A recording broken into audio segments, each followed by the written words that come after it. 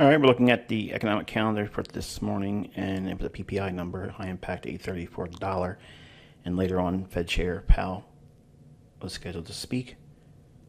So the markets will likely be skittish, and we see market rallying up into our fair value gap in here.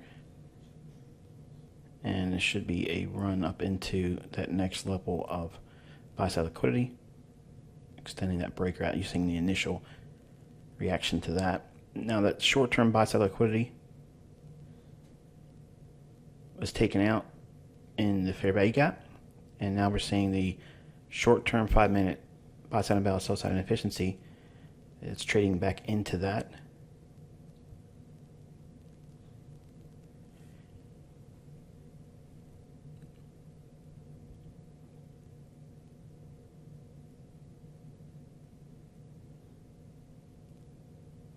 Okay, market's making an attempt to get back above its short-term high.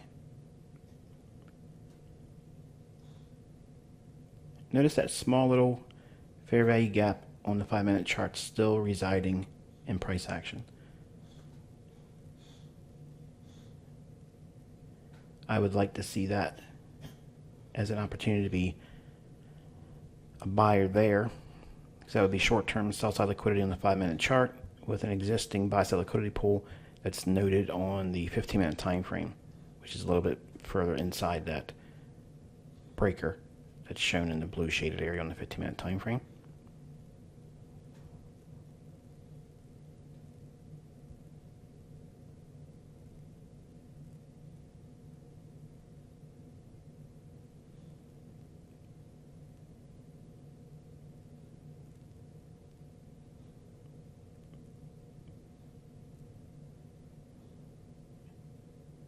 Market touching that fair value gap discount low again.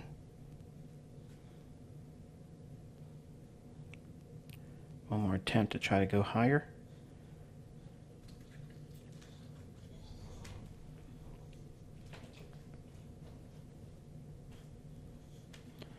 All right, right in there, that's a buy.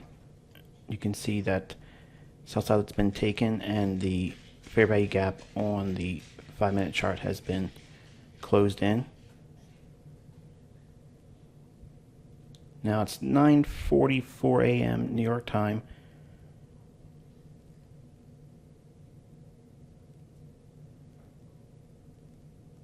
Another attempt to go higher. Now I like the structure that's on the 15-minute time frame. It's cleaner. You can see the basic framework that's being shown here on the 5-minute chart in a much more sporadic way. In other words, what I'm saying is the 5-minute chart looks choppy and consolidated, but you can get a better feel for what it's trying to do on that 15-minute time frame. So the rule of thumb is if you're looking at your time frame and it looks a little unsure or not clear to you, go up one time frame and you'll be able to get the context. One more time back into that fair value gap on the 5-minute chart. So that would have been another buying opportunity had you not taken the initial one. Now this would be obviously a scalp. It's not a lot of pips, but we would be aiming for that short-term high on the 15-minute time frame. The next little trend line segment is noted off of.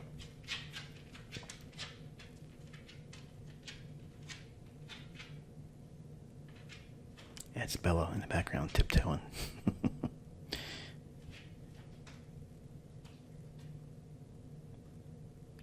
All right, so we're still consolidating in here.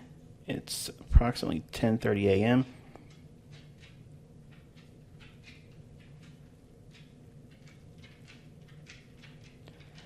Market trading back down into the most recent down close candle on the 5-minute chart, which is a bullish order block.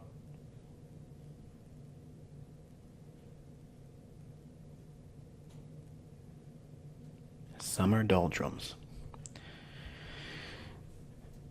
There's opportunities here that you just got to put up with a lot more fickle price action. I was thinking about the foreign currencies potentially going a little bit lower but he decided to go a different direction today. No trades again. I haven't done anything. I'm a little overwhelmed, actually. I gave everybody in my staff off this week, so it's just me and everyone that didn't make their payment. They're trying to email me saying, I can't get in. And I can't keep up with everyone. So it's been a little nuts. I'm glad this is my last year because I would never do this again. All right, so we're just extending that buy-side liquidity pool that's noted on the 15-minute time frame, and it shows up on the 5-minute chart now. So we're looking for expansion up into that.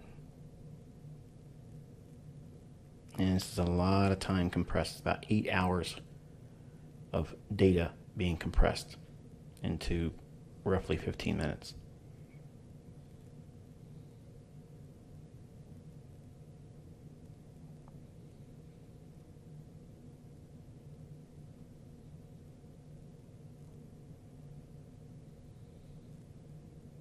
So one of the questions I get a lot about summer trading is, do I try to push it hard?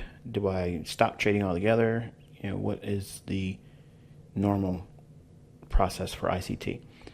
Number one, my expectations are greatly reduced. I expect this type of trading where it's fickle, it's move a little bit, then spend more time consolidating, move a little bit, spend more time consolidating. And what I think might happen generally can be more apt to being wrong. So in other words, my analysis isn't as clean as it is in the fall and springtime. So as a result, I draw back the amount of activity. If it's really good, I'll take action, but I'd require a whole lot more things in my favor before I engage. All right, looks like it's trying to spread its wings up there.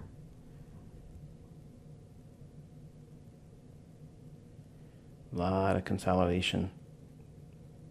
Just a real slow draw up into that buy side liquidity. For a little bit of pips too. There we are, punched up into that buy side liquidity. See if we can get a little bit more juice out of this lemon. Now if it was to continue further and go a little bit higher, the high on that 15-minute time frame on the left hand side, I'll adjust the chart here in a few minutes and I'll draw out a new level just to see if we get any kind of draw on that. I would like to see it really expand here with like big candles, but right now, time of day, it's basically London close. All London is closed shop, and there's the next high I'm looking for. So I would expect that to be a factor overnight going into Thursday's trading.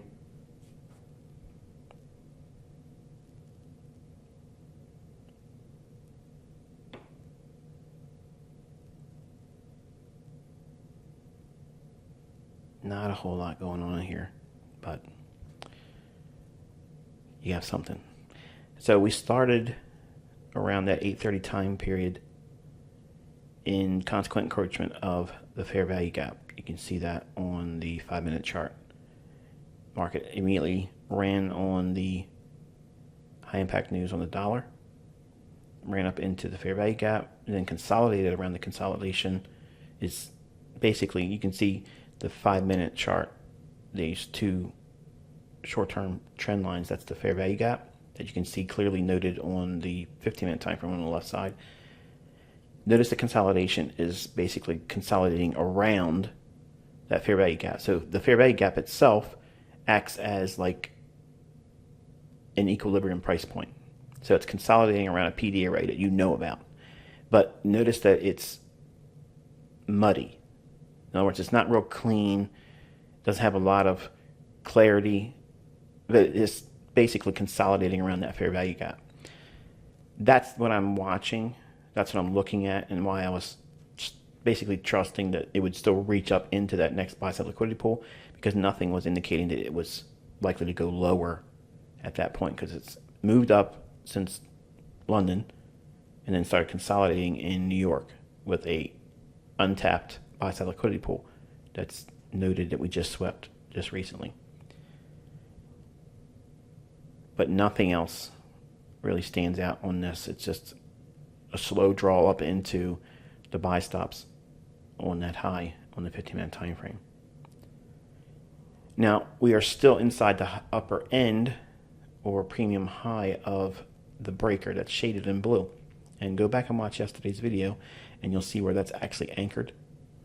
So do we fall from here and trade back down into those relative equal lows on the 15-minute time frame for euro and say we get another continuation on the upside with the dollar? I don't know. I genuinely don't know. As I was mentioning yesterday, what do we get? Do we get lower prices on euro and cable and higher prices on dollar? And we didn't really see that. We just see it returning back into the levels we have here. So if you're going to be a trader in summertime, it's going to be hard for you not to feel like you missed out because of the London session creating the higher low of the day. But for, I guess, comfort and confidence, the New York session's better. Even though you're going to have days like this where it's just simply not offering a whole lot, it doesn't give you a whole lot of opportunity for range or pips, but it does give you opportunity to practice and keep your skill set honed. And that's all we're doing here. We're not trying to put trades on. We're not trying to capture a lot of pips. We're just trying to stay close to the marketplace, keep a feel for what the pulse of it is, and just basically, practicing.